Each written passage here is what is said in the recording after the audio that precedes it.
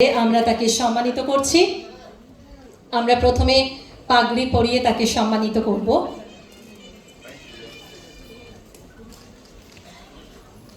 বঙ্গপুরুষ সম্মান 2024-এর ট্রফিটি আমরা তার হাতে তুলে দিচ্ছি এবং তার সাথে টবিনের পক্ষ থেকে একটি ছোট্ট গিফট হ্যাম্পার।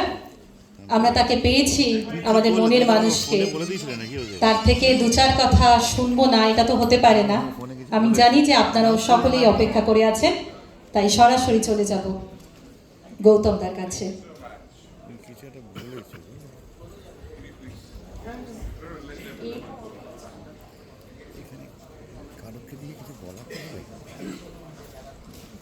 শুভ সন্ধ্যা।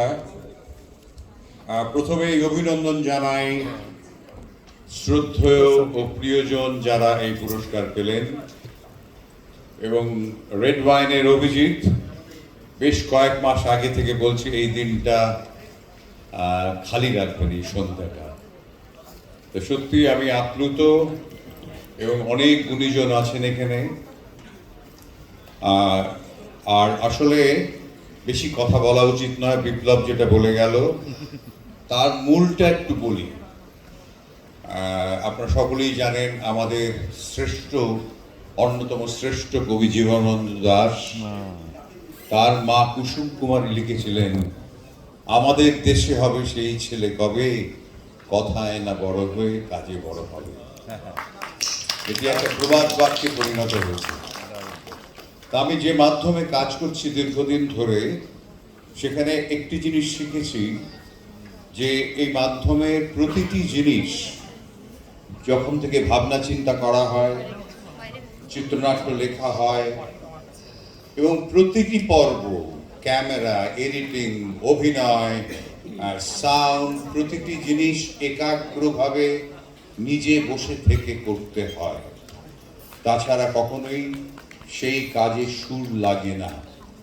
তো এই কাজটা আমরা চিরকাল, আমি এখনো ফিল্ম বানাচ্ছি বা যা কাজ করছি এটা শিখে এসেছি অগ্রজদের কাছ থেকে, শ্রেষ্ঠ ফিল্ম মেকারদের কাছ থেকে। দাঁত কামড়ে প্রথম থেকে শেষ দিন অবধি সেই সৃষ্টি করে যাও। কিন্তু আমাদের সৃষ্টির মধ্যে একটা ব্যাপার আছে, সেটা হচ্ছে এটা একটা কালেকটিভ মিডিয়াম।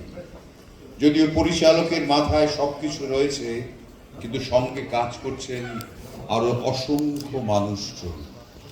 ফলে যখনই আমি প্রচুর পুরস্কার বা সম্মান পেয়েছি, যখনই এইটা গ্রহণ করি, তাদের কথাই সব থেকে বেশি মনে পড়ে, যে যারা আমার পাশে ছিলেন, যাদের কাছ থেকে শিখেছি। আমি কথা বাড়াবো না, একটা ঘটনা বলবো। আমার যখন অল্প বয়স, 23 বছর বয়স, আমি একটা ডকুমেন্টারি করেছিলাম, দ্য নিউ আর্থ।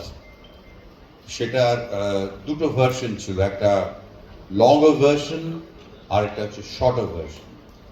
তা এটার মিক্সিং হয়েছিল ইন্ডিয়া ফিল্ম ল্যাবরেটরিতে, নিউথিয়ের স্টুডিওতে, এবং মিক্সিং করেছিলেন শ্যামসুন্দর ঘোষ। তার নাম কেউই জানে না। শ্যামদা অসংখ্য ছবি গান রেকর্ডিং করেছেন, অসংখ্য ছবির মিক্সিং করেছেন। মানে এমন কোনো বড় পরিচালক বা প্রযোজক নেই যার হাতে শ্যামদার হাতে যাদের কাজ শেষ হয়নি। সেই শ্যামসুন্দর ঘোষ আমার নিউ ইয়র্ক ছবি শর্টার ভার্সনে মিক্সিং হবে, ওনার সময় দেওয়া ছিল সকাল 11টার সময়। আমি পৌঁছে গেছি, আমাদের মিক্সিং করব। গিয়ে শুনলাম তার আগের দিন রাত্রিবেলা ট্রেন অ্যাক্সিডেন্টে, লোকাল ট্রেন অ্যাক্সিডেন্টে শ্যামদার ছেলের মৃত্যু হয়েছে। তা আমি তো বললাম যে এর তো ভয়ঙ্কর ব্যাপার, আমাদের যেটা ক্যান্সেল করে দিলাম মিক্সিং।